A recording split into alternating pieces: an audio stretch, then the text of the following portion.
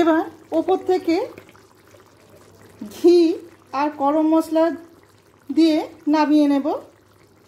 আমি 1 চামচ ঘি দিয়ে দিলাম, 1 পিঞ্চ গরম মশলা গুঁড়ো। ব্যাস রেডি আলু পটলের ডালনা, যেটা নিরামিষের দিনে রুটি, লুচি, পরোটার সাথে ভীষণই ভালো লাগবে, কিংবা ভাতের সাথেও খুবই ভালো লাগে।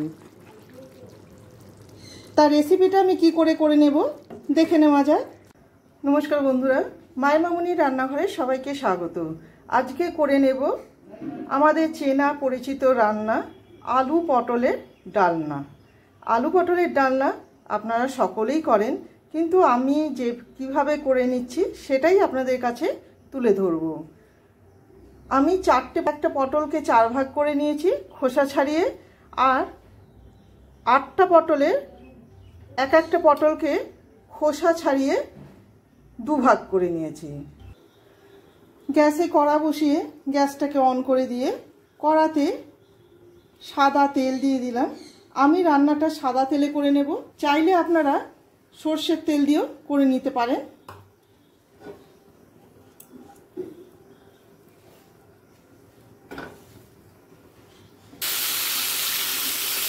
আমি শুধু লবণ দিয়ে দিয়েছি, সেটা আমার রেকর্ডিং হয়নি, গ্যাস চলে গেছে। লবণ দিয়ে আলু আর পটলটা লো ফ্লেমে ভেজে নেব।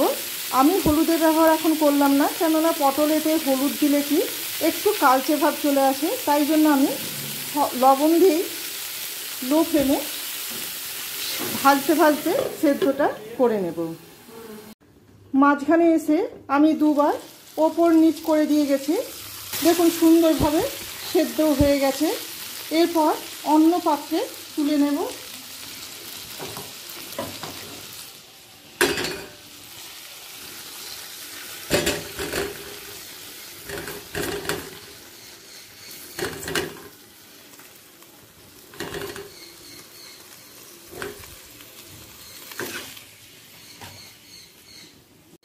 দেখুন কতটা তেল রয়ে গেছে। আলু আর পটল দুটো সবজি বেশি তেল টানে না, তা এর মধ্যে আমি আরও কিছুটা সাদা তেল দিয়ে দিলাম। তেলের পরিমাণটা অবশ্যই আপনারা আপনাদের পছন্দ মতো দেবেন। দিয়ে দিচ্ছি একটা তেজপাতা, সাদা জিরে ফোড়নে, শুকনো লঙ্কাও একটা দিয়ে দিলাম।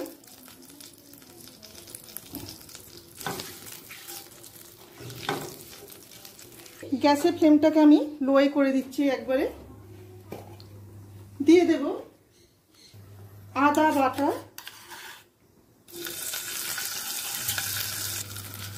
আদা বাটার সাথে দিয়ে দিচ্ছি কাঁচা লঙ্কা।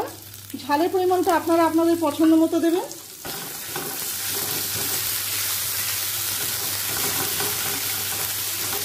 আমরা পটল আর আলুটা লবণ দিয়ে ভাজতে দিয়েছিলাম, সেই বুঝে লবণটা এখন দিয়ে দিলাম।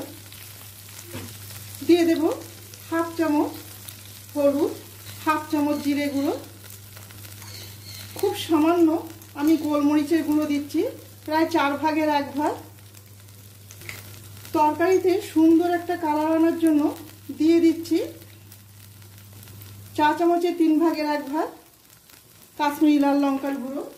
দিয়ে দেব চিনি। চিনির পরিমাণটা অবশ্যই আপনারা আপনাদের পছন্দ মতো দেবেন। নিরামিষ তরকারি একটু মিষ্টি মিষ্টি হলে খেতে বেশ ভালোই লাগে। আমি 1.5 চামচ চিনি দিলাম। দিয়ে ভালো করে কষিয়ে নেব। নিরামিষ দেখুন, নো অনিয়ন, নো গার্লিক, নিরামিষ টমেটো কেচাপ দিয়ে দিচ্ছি। 1 টেবিল চামচ টমেটো কেচাপ দিয়ে দিলাম, অবশ্যই নিরামিষ। দিয়ে ভালো করে মিশিয়ে নেব। এবার ভেজে সেদ্ধ করে রাখা আলু পটলগুলো দিয়ে ভালো করে মশলার সাথে মিশিয়ে নেব। কষানো থেকে সুন্দর গন্ধ বেরোতে শুরু করে দিয়েছে। এই সময় দিয়ে দিচ্ছি গরম জল। জলটা দিয়ে ফোটা পর্যন্ত অপেক্ষা করব।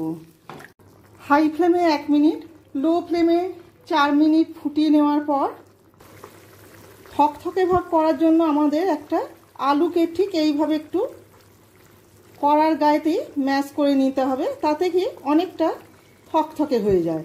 আর নয়তো একটু ময়দা গুঁড়োও দিতে পারেন। দেখুন এতে স্বাদটাও খুবই সুন্দর হয়।